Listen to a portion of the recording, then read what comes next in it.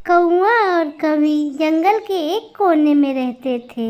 वो कोई भी काम धंधा नहीं करते थे, बल्कि झूठ बोलकर और दूसरों को पागल बनाकर अपना पेट भरते थे। कालू जी, भूख लगी है, चलो जंगल जाते हैं और किसी पक्षी को उल्लू बनाकर पेट भरते हैं। गोरी गोरी, कल मैंने देखा था नदी के पास एक चिड़िया समोसे बेचती है, उस चिड़िया के पास चलते हैं। कौआ और कवि उड़ते हैं और सीधे चिड़िया के समोसे के ठेले के पास जाते हैं। कौओ, बताओ बताओ क्या बात है, क्या लेना है आपको? चिड़िया, पहले इस तोते को आप सामान दे दो। चिड़िया, मुझे 5 समोसे मीठे और खट्टी चटनी डालकर देना। जैसे ही मिट्ठू तोता समोसे लेके जाता है, गोरी कवि इधर उधर देखकर बोलती है, चिड़िया चिड़िया, बहुत बुरा हुआ। हम कौवे दूसरे जंगल से आ रहे थे कि किसी ने हमें लूट लिया। हम ऑटो में बैठे थे और हमारी आँख लग गई और किसी ने हमारे बैग से सारे पैसे निकाल लिए। ये तो बहुत बुरा किया किसी ने आपके साथ। जहाँ बुरे पक्षी रहते हैं, अच्छे भी वहीं रहते हैं। जैसे तुम्हारे जैसे अच्छे पक्षी। चिड़िया चिड़िया, बहुत भूख लगी है, हमें 2-2 समोसे ही दे दो। गरीबों का पेट भर जाएगा तो आगे का सफर करने में मुश्किल नहीं होगी। चिड़िया को उन दोनों पर दया आ जाती है और वो उन्हें 2-2 समोसे लगा देती है। कौवे एक दूसरे की तरफ देखते हैं और समोसे खाने लगते हैं। तुम्हारे समोसे बहुत स्वादिष्ट है चिड़िया, और चिड़िया बहुत अच्छी है। ऐसे चिड़िया को उल्लू बनाकर कौवे पेट भरकर समोसा खाते हैं और चिड़िया को उल्लू बनाकर अपने घर चले जाते हैं।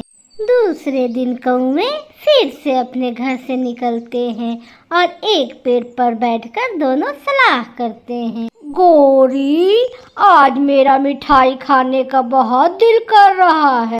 कालू जी, झरने के पास कबूतर बहुत स्वादिष्ट मिठाई बेचता है, लेकिन उसको उल्लू बनाना बहुत मुश्किल है। मुझे भी गौरी कहते हैं। तुम चलो उसके पास, मैं कोई न कोई उपाय निकाल ही लूंगी। गौरी और कालू उड़ते हैं और सीधे कबूतर की दुकान पर जाते हैं। गौरी वहां जाकर रोने लग जाती है। कबूतर चाचा, कबूतर चाचा, मेरी माँ बहुत बीमार है और डॉक्टर ने कहा है अगर शाम तक मेरी माँ को 1 गुलाब जामुन, रसगुल्ले और 2 लड्डू ना दिए तो मेरी माँ मर जाएगी। बचा लो कबूतर जी, मेरी सासू माँ को बचा लो। तो दिक्कत क्या है? मेरा काम ही मिठाई बेचना है, आप मुझसे मिठाई खरीद लो। कबूतर चाचा जी, यही तो दिक्कत है, किसी जालिम ने मेरे पति का जेब काट ली है, हमारे पास पैसे नहीं है। हमारे बगल में चिड़िया ही बैठी थी, मुझे तो लगता है ये काम उसी का है। कोई बात नहीं है, आप ये मेरा मिठाई ऐसे ही ले जाएं। अगर मेरे मिठाई खाने से किसी की जान बच जाए तो इससे कोई अच्छी बात ही नहीं है। माँ जी को भी आपकी मिठाई खाकर बहुत खुशी होगी। कौआ और कवि मिठाई लेकर वहाँ से चले जाते हैं। चिड़िया वहाँ आती है। कौओं को जाता देखकर चिड़िया कबूतर से पूछती है, कबूतर भैया, ये यहाँ क्या करने आए थे? बहुत मजबूर थे बेचारे, मिठाई लेने आए थे, मगर रास्ते में ऑटो में किसी ने इन्हें लूट लिया है ना, ऐसा ही है ना? हाँ हाँ चिड़िया, मगर तुम्हें कैसे पता चला? यही बात बोलकर ये कौवे कल मुझसे समोसे खाकर गए थे। इसका मतलब वे फ्रॉडिये थे, वे मुझे चूना लगा गए। मुझे भी। कालू, जब मैंने कहा कि माँ मर जाएगी अगर उसे मिठाई नहीं मिला तो वो कबूतर सच में रोने लगा।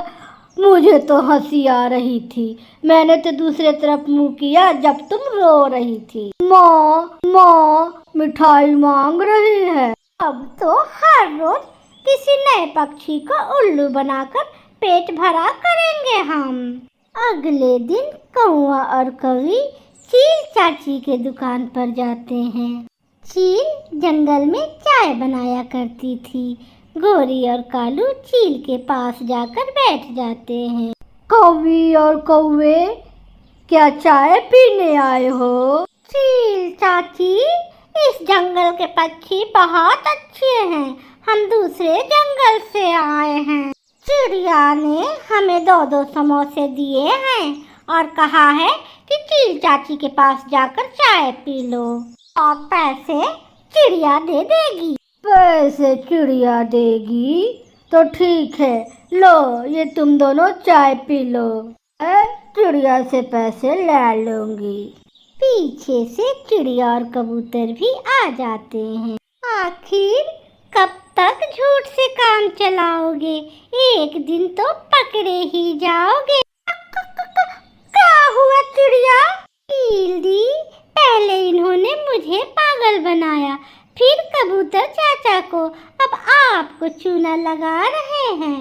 धोखा, झूठ, वो भी चील चाची के साथ। गोरी भाग भाग, गोरी भाग, बहुत पिटने वाले हैं। मगर चील उन्हें पकड़ लेती है और मार मार कर उनका कचूमर निकाल देती है।